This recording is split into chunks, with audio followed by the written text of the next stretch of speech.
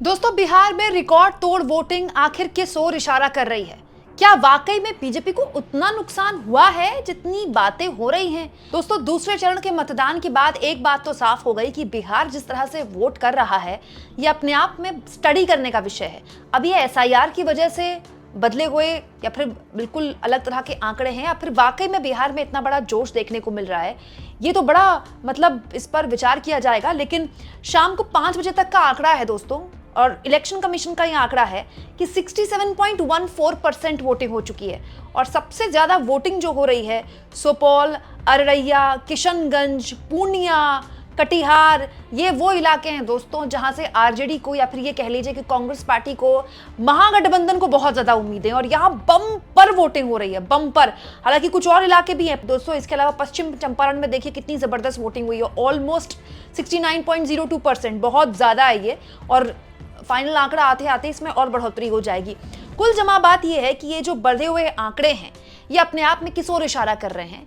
क्या वाकई में जिस नुकसान की बात हो रही है कि पहले चरण में जो नुकसान बीजेपी को हुआ है उतना नुकसान हुआ है, दूसरे चरण के इन आंकड़ों को किस तरह से देखा जाए? दोस्तों, आज के जमाने में न्यूज चैनल्स के एग्जिट पोल पर विश्वास तो नहीं किया जा सकता, लेकिन हाँ, इस वक्त जो आज की वोटिंग हुई, पहले चरण की जो वोटिंग हुई, उससे जो बातें समझ में आई हैं और जिस ओर बिहार अपना जनादेश दे रहा है, उसकी कुछ बड़ी बातें हैं जो मैंने आपके लिए इकट्ठा की हैं, जितना मैं चुनाव को समझ पाई हूं। दोस्तों, सबसे पहले तो मैं आपको एक चीज बता दूं कि वोटर अधिकार यात्रा और राहुल गांधी की वोट चोर अभियान से कुछ हुआ हो ना हुआ हो, लोगों में एक जागरूकता आई है कि मेरा वोट नहीं कटना चाहिए, मेरे वोट की चोरी नहीं होनी चाहिए।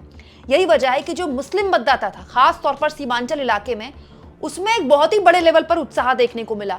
बहुत हद तक की नैरेटिव भी चला, हालांकि गलत नैरेटिव था, झूठा नैरेटिव था, लेकिन चला कि ये जो चुनाव है, एसआईआर के बाद का पहला चुनाव या एनआरसी का चुनाव है, वोट नहीं दिया तो वोट कट जाएगा। इस डर से बहुत बड़े लेवल पर छठ के बाद, जो कि बहुत कम होता है, मुस्लिम मतदाता नहीं आता है, लेकिन छठ के बाद मुस्लिम मतदाता भी आया, सिर्फ इसीलिए कि उसको वोट डालना है।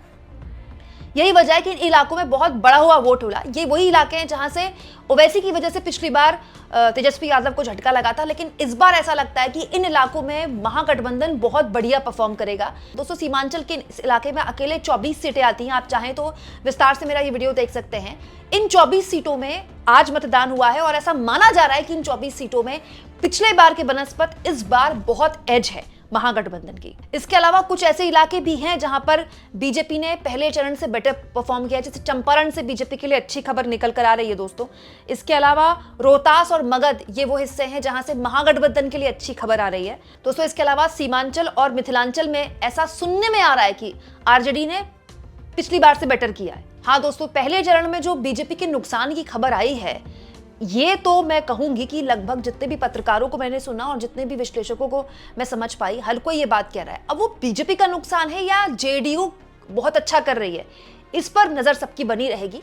लेकिन इस पूरे चुनाव में वो जो बड़ी बातें हैं जो आपको समझनी चाहिए, देखनी चाहिए दोस्तों, शायद ये किसको कितनी सीटें आएंगी, ये बातें इसी के इर्द गिर्द कहीं आकर रुकती हैं, वो बड़ी बातें मैं रखती हूँ। जैसे दोस्तों, इस बार के चुनाव में कोई लहर नहीं तो कोई गुस्सा भी नहीं था। हिंदुत्व, घुसपैठिए का मुद्दा बिल्कुल नहीं चला।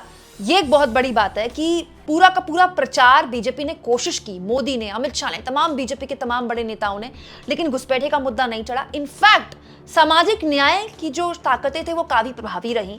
जाति पर वोट पड़ा, ये तो खैर सभी बोल रहे हैं, शुरुआत से बोल रहे हैं। इसके अलावा नीतीश को लेकर शाह ने जो एडवेंचर किया, इसके गंभीर परिणाम बीजेपी को भुगतने पड़ सकते हैं। कुछ सीटों में वोट ट्रांसफर में कंफ्यूजन भी हुआ और नीतीश के वोटर को सवर्ण सीएम का डर भी दिखाया गया, जो काफी हद तक चला। दोस्तों, नीतीश अगर नहीं सीएम बनाए गए तो क्या बीजेपी फिर अपना सीएम बनाएगी? और बीजेपी अगर अपना सीएम बनाएगी तो बीजेपी सवर्ण सीएम बनाएगी, क्योंकि बीजेपी बिहार में अब भी ब्राह्मण बनिया पार्टी है। तो ये एक कंफ्यूजन, ये एक डर था। दूसरा, बहुत हद तक आरजेडी ने सोशल मीडिया के जरिए भी नैरेटिव फैलाने की कोशिश की कि जिन जिन सीटों पर बीजेपी है वहां पर जो लालटेन ही तीर है, तीर ही लालटेन है। ये बार बार आरजेडी ने नैरेटिव फैलाया, ये चला सोशल मीडिया से, लेकिन कुछ सीटों में ये सुनाई दिया है। तो ये जो एडवेंचर अमित शाह ने रचा नीतीश कुमार को लेकर, इसकी कोई जरूरत नहीं थी। इसका नुकसान तो बीजेपी को होगा। अब ये 20 सीटों का होगा, 10 सीटों होगा, सत्ता गंवाने का नुकसान होगा, फायदा पहुंचाने का होगा, या फिर इसका फायदा जेडीयू को हो जाएगा, इट्स टू अर्ली टू से, लेकिन नुकसान तो है। इसके अलावा दोस्तों, नीतीश ने सबको चौंकाया है और तेजस्वी यादव पर सबकी नजर पड़ी। नीतीश ने वाकई में इतने कमजोर स्वास्थ्य में, मानसिक तौर पर उन पर सवाल उठ रहे थे कि वो अस्वस्थ है, फिर भी उन्होंने अपनी राजनीतिक ताकत दिखाई, क्योंकि उनके वोटर ने एक तरह से उनको एक विदाई दी। सब समझ रहे थे कि नीतीश का जो स्वास्थ्य है उसमें हो सकता है कि उनका आखिरी चुनाव हो। दूसरा, उन्होंने जो पॉलिटिकल पूंजी आज तक जमा की है, आज भी उनके लिए वो काम कर रही है, इस चुनाव ने दिखाया। तेजस्वी यादव वहीं दूसरी ओर एक उम्मीद के तौर पर तो उभरे ही, उन्होंने एक भरोसा पैदा किया है कि बिहार में अगर कोई दो पॉलिटिकल फेसेस हैं, सबसे बड़े पॉलिटिकल फेसेस, तो वो तेजस्वी यादव और नीतीश कुमार ही हैं। दोस्तों, इसके अलावा कुछ बातें जो एनडीए के लिए झटके के तौर पर आ सकती हैं। दोस्तों, एनडीए से वीआईपी पार्टी की टूट के बाद रविदास समाज का भी मोहभंग हुआ है और इससे नुकसान हुआ है एनडीए को। जी हाँ, ऐसी खबरें कई सीटों में देखने को मिली। कितना इसके बारे में तो नहीं कहा जा सकता, लेकिन दोस्तों कुछ सीटों से खबर आई है कि क्योंकि 2020 के विधानसभा चुनाव में एनडीए का हिस्सा थे मुकेश सहनी, इस बार नहीं थे, तो इससे कुछ मल्लाह वोट का फायदा हो रहा है महागठबंधन को, और जाहिर तौर पर उसको महागठबंधन को फायदा होगा तो एनडीए को नुकसान होगा। इसके अलावा कुछ सीटों में रविदास समाज ने भी महागठबंधन को वोट दिया है, और कुछ सीटों में क्योंकि ऐसी जानकारी भी निकल कर आई है दोस्तों, जहां पर महागठबंधन के अच्छे non Yadav, non Muslim candidate थे, वहां पर जेडीयू का वोट ट्रांसफर हुआ है महागठबंधन को। कितना, इट्स टू अर्ली टू से, लेकिन हुआ है। यानी कि ईबीसी वोट मिला है महागठबंधन को, जिसकी उम्मीद महागठबंधन को थी, और महागठबंधन को अपना ये ईबीसी वोट प्लस करना पड़ेगा तो ही वो सत्ता में वापसी कर पाएगा, नहीं तो उसके पास मुस्लिम यादव कॉम्बिनेशन तो पहले भी था, आज भी है। हाँ, मुस्लिम यादव कॉम्बिनेशन के लिए एक बात मैं बोलूंगी दोस्तों, इससे पहले यादव कभी भी इस तरह से एकजुट होकर वोट नहीं कर रहा था जैसे इस बार कर रहा है, और इससे पहले मुस्लिम भी कभी इतने एकजुट होकर वोट नहीं कर रहा था जैसे इस बार उसने किया, ये तो हमने देखा है। दोस्तों, चिराग पासवान के लिए एक और बुरी खबर है। चिराग पासवान को एक मुश्त पासवान वोट मिले, इट्स टू अर्ली टू से। अपने पिता वाला जो वो एक छवि है, जो उनकी लीडरशिप है, वो नहीं दे पाए हैं। कुछ ऐसे मतदाता हैं, युवा मतदाता, अगर मैं पासवान समाज में बोलूं तो चिराग पासवान की तरफ हैं, लेकिन कुछ ऐसे हैं जहां पर महागठबंधन ने सेंधमारी की है, कुछ ऐसे भी हैं जहां पर जेडीयू ने सेंधमारी की है। और जाहिर सी बात है, चिराग पासवान को लेकर जो जेडीयू का वोटर है, जेडीयू का जो कार्यकर्ता है, वो भी जमीन पर इतना एग्रेसिवली नहीं दिखाई दिया, तो ये नुकसान तो चिराग पासवान को हुआ है। दोस्तों, इनफैक्ट आकलन ये भी कहता है कि चिराग एनडीए की सबसे कमजोर कड़ी के तौर पर उभरे हैं, और महागठबंधन ने पासवान वोटर में डेंट भी लगाया है। जैसा कि मैं आपको बता चुकी हूँ कि चिराग पासवान को भले 28 सीटें मिल गई हूँ, लेकिन वो सिंगल डिजिट से आगे बढ़ जाएं तो ये बहुत बड़ी बात है। तमाम जानकार यही बताते रहते हैं। आगे प्रशांत किशोर यानी पीके ने एनडीए के सवर्ण मतदाता को प्रभावित किया है, इसमें कोई दो राय नहीं है। अगर पीके 8 से 10% वोट लेते हैं तो एनडीए के लिए मुश्किल है। दोस्तों, सवर्ण समाज जो है हमेशा से बीजेपी का स्ट्रॉन्ग होल्ड रहा बिहार में, और सवर्ण के लिए कोई और ऑप्शन नहीं रहा।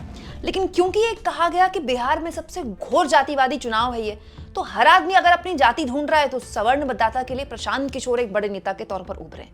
अब प्रशांत किशोर पर है, अगर वो 8 से 10% वोट लेते हैं तो ये एनडीए को बहुत डेंट पहुंचाएगा। महागठबंधन को तो पहुंचा ही रहा है, एनडीए को भी पहुंचाएगा। इसके अलावा दोस्तों, ओवैसी फैक्टर 2020 के मुकाबले बहुत कमजोर था। राहुल के वोट चोर नारे से लोगों में जागरूकता आई। ब्रांड राहुल से दोस्तों पिछड़ी जातियां और मुस्लिम एकजुट हुए। ये बिल्कुल सही बात है कि राहुल गांधी का वोट चोर अभियान हो या फिर मुस्लिम समाज के बीच उनका आप कह सकते हैं लोकप्रियता हो, इससे महागठबंधन को फायदा हुआ है, खास तौर पर सीमांचल वाले इलाके में। दोस्तों, इसके अलावा महिला वोटर नीतीश की अब भी मजबूती है, लेकिन इसमें बिखराव हुआ है। बहुत ज्यादा तो नहीं, लेकिन थोड़ा बिखराव हुआ है। जो महिला युवा मतदाता हैं, सरकारी नौकरी के नाम पर तेजस्वी यादव को वोट मिला है, लेकिन अभी भी महिला वोटर नीतीश कुमार की सबसे बड़ी मजबूती है। मतलब महिला वोटर नीतीश कुमार के साथ इंटैक्ट हैं, इसमें बोलने में मुझे कोई दो राय नहीं लगती। वहीं युवा तेजस्वी यादव के लिए मजबूती है, लेकिन बिखराव यहां भी संभव है। शहरी मतदाताओं में एक बीजेपी का झुकाव है। मैं ये नहीं कहूंगी कि पूरी तरह से युवा मतदाता जो है वो तेजस्वी यादव को वोट कर रहा है, हाँ ऐसा नहीं है। ग्रामीण हिस्सों में तो ज्यादा है तेजस्वी यादव को लेकर, लेकिन जो लामबंदी महिला वोटर में है नीतीश कुमार को लेकर, वैसी लामबंदी है तेजस्वी यादव को लेकर युवाओं के बीच, इसमें कोई दो राय नहीं है। बिखराव दोनों में है, अब कितना होता है ये तो दोनों नेता को देखना पड़ेगा। दोस्तों, इसके अलावा गैर यादव, गैर मुस्लिम महागठबंधन कैंडिडेट्स को ईबीसी वोट थोड़ा मिला है, जो कि बता चुकी हूं। मल्ला वोट और आईपी सिंह ने भी इंडिया गठबंधन को मजबूती दी है, ये भी बात सही है दोस्तों। मल्ला वोट भी मिला है और आईपी सिंह के आने से भी महागठबंधन को थोड़ा फायदा हुआ है। इसके अलावा जंगल राज अब भी मुद्दा है और यही तेजस्वी यादव की कमजोरी बनी। एनडीए के 10,000 वर्सेस इंडिया की हर घर सरकारी नौकरी मुद्दा रहा चुनाव में। इसमें कोई दो राय नहीं है दोस्तों। जिन लोगों ने लालू यादव का दौर देखा है वो आज भी जंगल राज का जिक्र करते हैं, और वो जो डर मोदी बार बार दिखा रहे थे कि जंगल राज आ जाएगा, कट्टा और कट्टे का राज आ जाएगा, उसका चर्चा है जमीन पे। मैं अगर ये नहीं बोलूंगी तो ये गलत होगा। वो जो डर है कि लालू का दौर फिर से आ सकता है, वो डर दिखाकर उसको चर्चा है सोशल मीडिया में। वो लोग जिन्होंने वो दौर देखा है वो इस बारे में, जो अपने घर के बुजुर्ग हैं, वो अपने घर के बच्चों को ही बताते हैं, फर्स्ट टाइम वोटर को, कि तुम जहां वोट करने जा रहे हो हमने उनका ये दौर देखा है। ये तेजस्वी यादव की बहुत बड़ी कमजोरी के तौर पर उभरे हैं। तो ये एक पीढ़ी जो अभी भी लालू यादव के जमाने में, उन्होंने लालू यादव का जमाना देखा है, वो आज भी अपने ही परिवार के जो फर्स्ट टाइम वोटर हैं, जो युवा वोटर हैं, उनको बताते हैं कि हमने कौन सा दौर देखा है। इसके अलावा जो 2 मुद्दों के नाम पर जो चला है दोस्तों, इसमें कोई दो राय नहीं कि एनडीए की 10,000 वाली स्कीम चली है, बिल्कुल चली है। इसमें भी कोई दो राय नहीं है कि इस स्कीम का जो एक तरह से जो आप कह सकते हैं काट है, वो तेजस्वी यादव की हर घर सरकारी नौकरी चली है। तेजस्वी यादव ने बिल्कुल सही वक्त में ऐलान किया, और इस मामले की, इस नारे की गूंज है, इस पर चर्चा हो रही है दोस्तों। बहुत सी सीटों पर जाहिर तौर पर अब जो पूरा टकराव है, जो पूरा कंटेस्ट है, वो उम्मीदवारों के ऊपर भी निर्भर है, और बहुत सी जगहों पे निर्दलीय भी बहुत शानदार चुनाव लड़ रहे हैं, तो निर्दलियों पर भी हमारी नजर रहेगी।